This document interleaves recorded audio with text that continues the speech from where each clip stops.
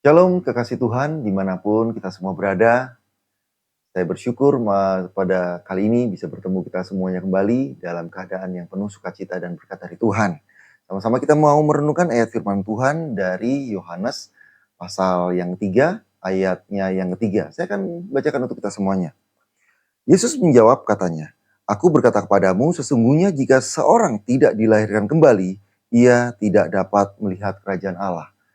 Frase inti dari ayat ini adalah mengenai dilahirkan kembali atau sama-sama kita sering menyebutnya lahir baru.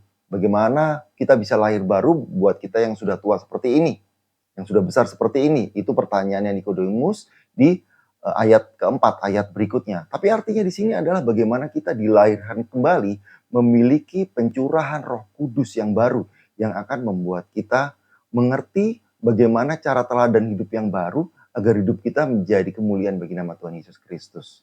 Caranya gimana? Syaratnya bagaimana supaya kita dapat lahir baru? Kita baca di ayat yang ke-16.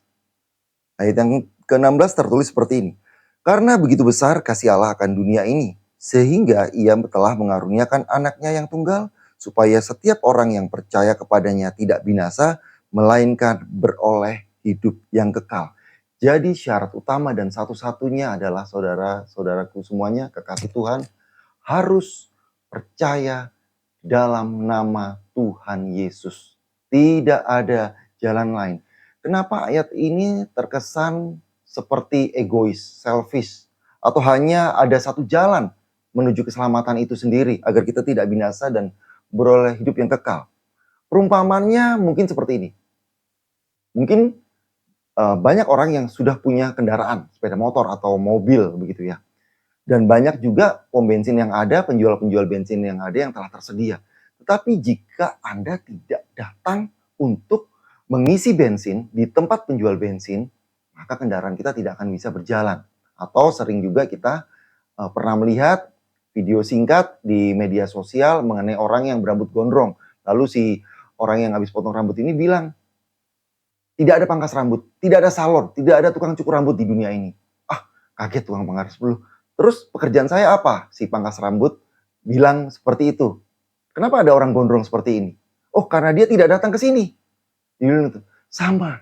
Ini halnya seperti keselamatan yang ditawarkan oleh Tuhan kita Yesus Kristus. Tuhan Yesus sudah menawarkan janji keselamatan hidup yang kekal untuk kita semuanya. Bila kita tidak mau datang kepada Dia, Sang Juru Selamat, maka keselamatan itu tidak akan kita dapatkan. Kenapa kita terus harus saya mengajak kita semuanya untuk lahir baru, lahir baru, lahir baru. Supaya apa?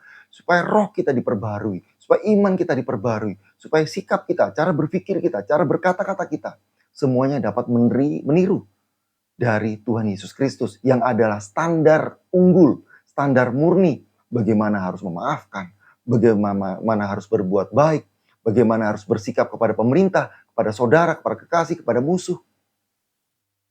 Karena kita percaya, kita yakin kasih Tuhan yang memampukan kita semuanya, hikmat Tuhan, Roh Kudus dari Tuhan yang akan membuat kita terus lahir baru. Oleh karena itu, saya mengajak kita semuanya rekan-rekan melalui renungan yang singkat kali ini, lahir baru bukan hanya untuk orang yang sudah Kristen. Kita yang sudah Kristen, yang sudah percaya Kristus, terus harus diperbaharui keimanannya. Harus terus lahir baru. Pelan tapi pasti. Tahap demi tahap, semakin hari, firman Tuhan yang tertanam dalam hati dan pikiran kita akan membawa kita memiliki perilaku, sikap teladan yang Tuhan Yesus sudah ajarkan. Agar hidup kita dapat menjadi berkat bagi sama. Agar hidup kita menjadi kemuliaan Tuhan Yesus Kristus. Kasih Tuhan, demikian renungan singkat pada kali ini. Semoga menjadi berkat bagi kita semuanya. Nama Tuhan dipermuliakan. Amin. Tuhan Yesus memberkati kita semuanya. Shalom.